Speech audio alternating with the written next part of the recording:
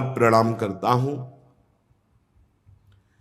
आप मुझे वह ज्ञान दीजिए जिससे तत्व का साक्षात्कार होता है।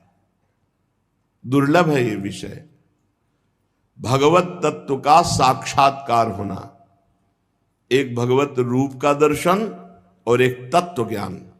तत्व से भगवान को जानना और रूप आसक्त होकर प्रेम में डूबना। कुछ हमारे हृदय में प्रश्न है, हे पिताश्री, आपसे बढ़कर कौन ज्ञानी होगा, क्योंकि सब ज्ञान आपसे ही प्रकट हुआ है। इसलिए मैं पूछता हूं, इस संसार का लक्षण क्या है? इस संसार का आधार क्या है? इस संसार का निर्माण किसने किया है? और जब प्रलय होता है तो संसार किस में टिकता है? प्रलय किससे होता है? ये संसार किसके अधीन है? ये संसार है क्या वस्तु? ये मेरे हृदय में प्रश्न है। आप सब कुछ जानते हैं, क्योंकि जो कुछ हुआ है, हो रहा है या होगा, उस सब कुछ आपको ज्ञान है, क्योंकि आप सबके स्वामी हैं, रचयिता हैं।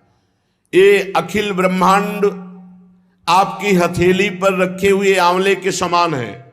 जैसे आंवला हथेली पे रख ले तो चारों तरफ से देख सकता है, ऐसे ब्रह्मा जी संपूर्ण ब्रह्मांड को ब्रह्मलोक में बैठे बैठे देख सकते हैं। पिताजी, मैं ये जानना चाहता हूं कि ये स्वयं से आपको ज्ञान हुआ है या आपको ज्ञान कहीं से मिला है? आपका आधार क्या है? आप तपस्या और ध्यान करते हैं तो आपका स्वामी कौन है?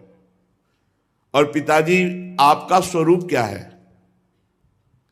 क्या आप अकेले ही अपनी माया शक्ति से पंचभूतों के द्वारा प्राणियों की सृष्टि कर लेते हैं? बड़ा अद्भुत है। जैसे मकड़ी अनायास ही अपने मुंह से जाला निकालकर उसमें फिर खेलती है और अब फिर उसे समेट लेती है, मुझे लगता है कि आप ही सृष्टि की रचना करते हैं, आप ही पालन करते हैं और आप ही लय कर लेते हैं। ये जगत में जितने नाम हैं, रूप हैं, गुण हैं, उसमें कोई सत है, कोई असत। प्रणाम करता हूं। आप मुझे वह ज्ञान दीजिए जिससे तत्व का साक्षात्कार होता है। दुर्लभ है ये विषय, भगवत तत्व का साक्षात्कार होना। एक भगवत रूप का दर्शन और एक तत्व ज्ञान।